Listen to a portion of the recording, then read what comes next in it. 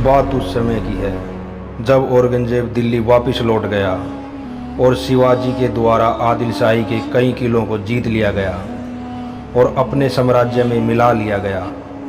शिवाजी महाराज ने चंद्रराव मौर्य को जीत के जावली पर कब्जा कर लिया। जावली एक घनघोर जंगलों से घिरा हुआ क्षेत्र था जिस पर कब्जा करना बिल्कुल नामुमकिन था, लेकिन शिवाजी राजे ने यह कार्य सिद्ध किया।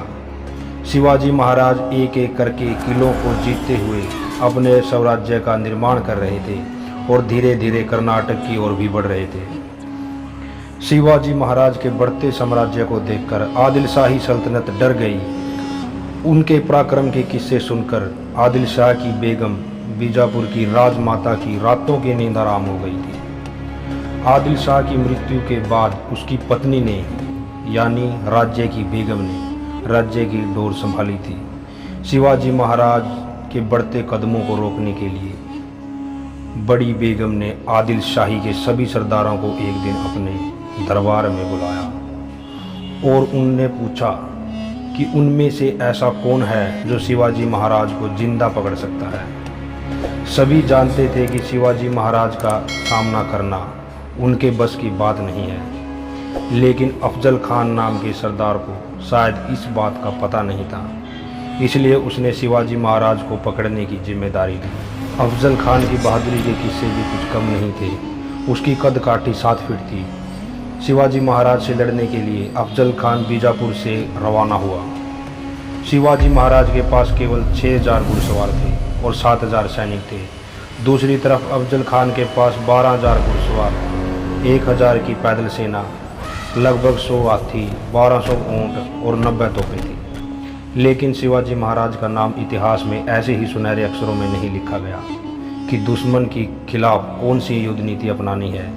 ये बात वो अच्छी तरह से जानते थे। उन्होंने एक छापामार युद्ध नीति का इस्तेमाल करते हुए अपनी सारी सेना प्रतापगढ़ के आसपास मौजूद जंगलों में तैनात कर दी, जहां अफजल खान के हाथी, ऊंट, घोड़े और तोपें बेकार थी। जब अफजल खान को पता चला कि शिवाजी महाराज अपनी सेना के साथ प्रतापगढ़ के पास पहुंच गए हैं, तो वो भी उस दिशा में निकल पड़े। रास्ते में उसने काफ़ी तबाही मचाई, कई गांवों को ध्वस्त कर दिया, महिलाओं बच्चों पर अत्याचार किए, लूटपाट की, यहाँ तक तुलराजपुर के मंदिर को भी तोड़ दिया। शिवाजी महाराज को ये सुनकर गुस्सा तो बहुत आ रहा था, लेकिन वो सही समय की प्रतीक्षा कर रहे थे। शिवाजी महाराज को खामोश देखकर अफजल खान ने अपने वकील कृष्ण जी भास्कर कुलकर्णी के हाथों शिवाजी महाराज को ये संदेश भिजवाया कि जो भी किले उन्होंने आदिल शाही सल्तनत से जीते हैं वो वापस कर दे और अफजल खान से वो माफ़ी मांगे।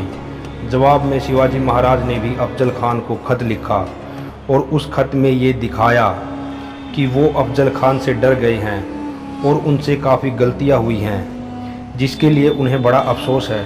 साथ में उन्होंने अफजल खान से ये भी कहा कि वो अफजल खान से माफ़ी मांगने के लिए तैयार हैं, इसलिए उन्हें यानी अफजल खान को ही शिवाजी महाराज के पास आना होगा। ये पत्र मतलब शिवाजी महाराज का अफजल खान पर पहला हमला था, जो अफजल खान पर आगे चलकर भारी पड़ने वाला था।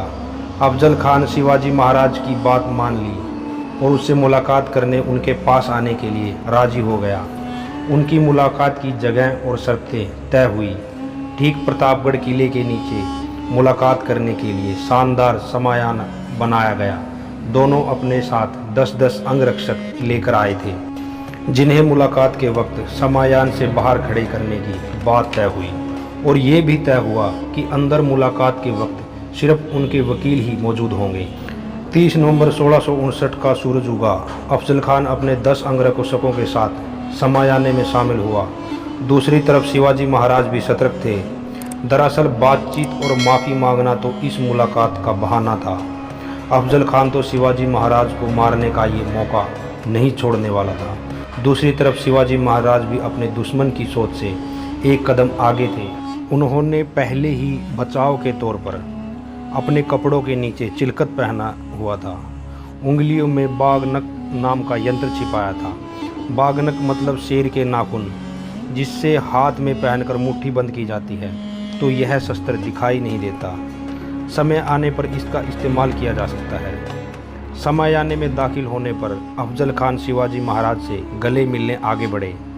गले मिलने के पीछे अफजल खान का मकसद शिवाजी महाराज को दबोचना था। 7 फीट के अफजल खान ने 5.5 फीट के शिवाजी महाराज को कसकर पकड़ा और उस पर अपनी कटार से हमला किया, लेकिन शिवाजी महाराज ने पहले चिलकत की वजह से अफजल खान का ये वार खाली गया।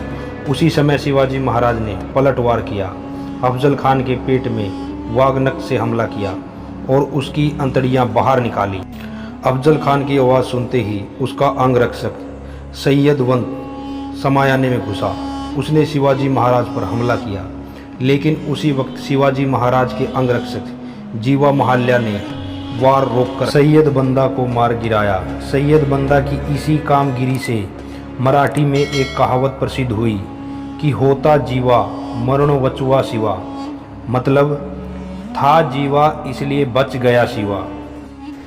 दोस्तों, अगर वीडियो पसंद आई तो वीडियो को लाइक करें, ज़्यादा से ज़्यादा कमेंट करें और ज़्यादा से ज़्यादा शेयर करें और सब्सक्राइब करना ना भूलें।